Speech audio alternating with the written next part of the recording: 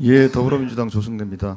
제가 앞서 이제 오전 질의 때도 뭐 말씀을 드렸습니다만, 이제 인턴의 경우에 사실은 그 시스템이 워낙에 정리가 안 돼 있던 상황 아닙니까? 예, 그러니까 맞습니다. 예. 시스템의 문제를 개인의 문제로 돌려서는 안 되는 거 아니겠습니까? 왜냐하면 그 확인할 수가 없는 것인데, 그러니까 예를 들면 제가 아까 말씀드린 것처럼 처음에 제가 그 2005년 이후에 공익인권법센터 인턴이 총 몇 명이냐라고 자료 제출을 요청했을 때 31명이다라고 답변을 했다가 그 다음번에는 49명으로 제출했다가 예. 최근에 저한테 온 거는 57명입니다. 이게 이제 언제도 어떻게 알 수가 없고요. 여기에는 당연히 이제 조민식권 없다고 하는 건데 찾으면 더 나올 수도 있겠죠. 그렇죠? 알 수 없는 겁니다.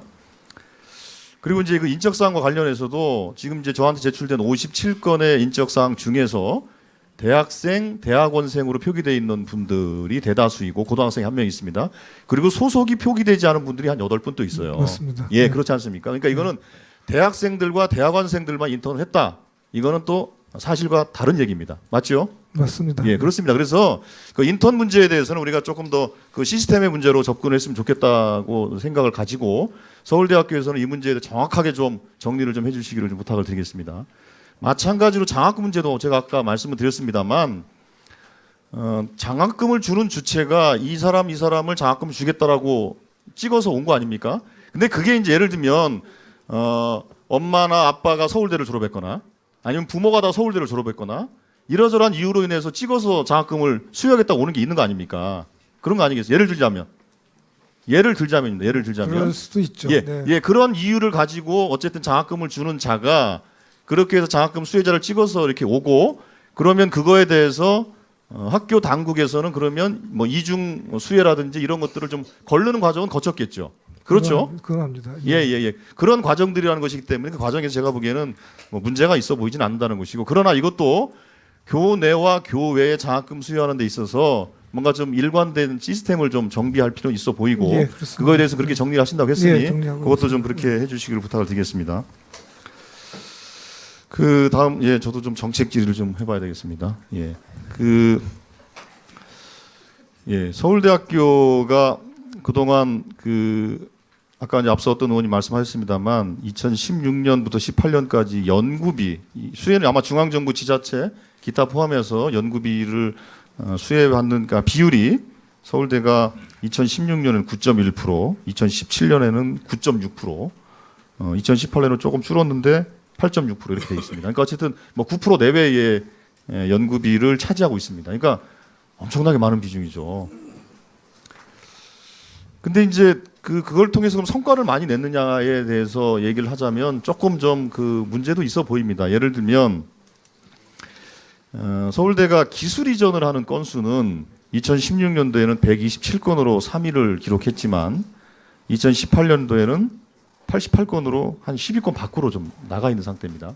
물론 이제 금액 기준으로는 여전히 한 3위 정도를 유지하고 있습니다. 그러나 건수로는 그렇습니다. 그래서 이게 연구비를 수혜받는 것에 비해서 서울대가 제 기능을 못하는 것이 아니냐라는 그 문제 제기를 하는 분들도 많이 있습니다. 이거에 대해서 어떻게 생각하십니까? 그런 부분도 있고 저희들이 좀 더 노력을 해야 되는 얘기는 해야 되지만 그 논문 숫자가 줄지는 않았습니다. 특허 상승을 했는데 이 저희들이 논문의 양이나 특허의 양이나 기술 이전의 개수보다는 좀 질을 좀 강화하자는 생각을 하고 있습니다. 그래서 그런 쪽으로 했고 그래서 지금 논문 같은 경우도 임팩트 팩터는 높아졌고요. 상위 1% 논문 수는 많아졌고 기술 이전 건수는 업다운이 있긴 하지만 액수는 계속 증가하고 있고 이 건수당 평균 액수는 훨씬 더 커졌습니다. 그래서 질 위주로 관리를 하다 보니까 양이 조금 줄어들 수 있다 이렇게 생각합니다. 질 위주로 관리하다 보니 양이 좀 줄어들었다라고 말씀을 하시는 것 같은데 그걸 증빙할 수 있는 지표가 뭐가 있습니까? 그러니까 이제 논문 같은 경우는 피인용도가 높은 논문의 개수 이렇게 따질 수 있고요. 그다음에 임팩트 팩터의 평균 임팩트 팩터 이런 건 올라가고 있습니다.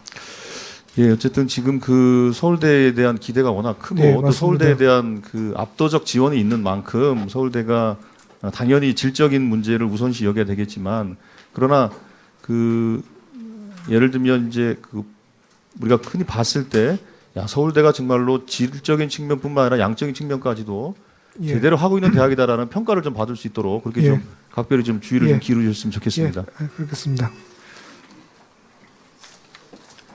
네, 수고하셨습니다. 다음은 임재훈 간사님 질의.